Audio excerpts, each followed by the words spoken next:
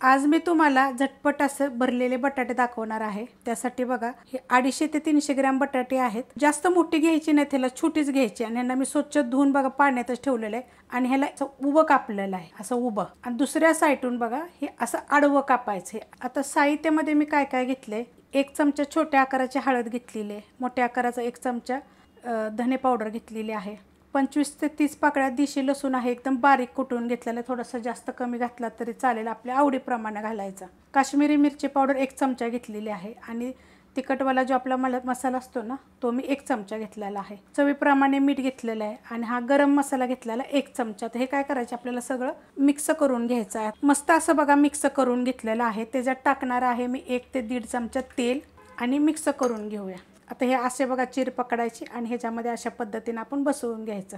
भरून घेतल्यात बघा मी सगळे। तवा ठेवलेला आहे गरम करायला आणि त्याच्यामध्ये आपल्याला तेल टाकून घ्यायचे बघा आणि तेल थोडंसं गरम होऊन देऊया।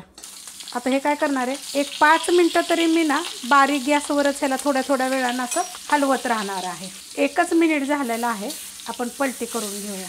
आता ह्याला काय करायचं, चांगलं भाजायचं बरं का। मी काय केलेलं आहे माहिती आहे का, साईडला एक लोखंडाचा तवा गरम करून घेतलेला आहे आणि तो तवा मी ह्याच्यावर बघा असं पॅक ठेवणार आहे एकदम। एक 5 ते 7 मिनटासाठी काढून घेऊया आपण ह्याला। एकदम कडक आणि बघा मस्त असे वापरले गेलेले आहेत।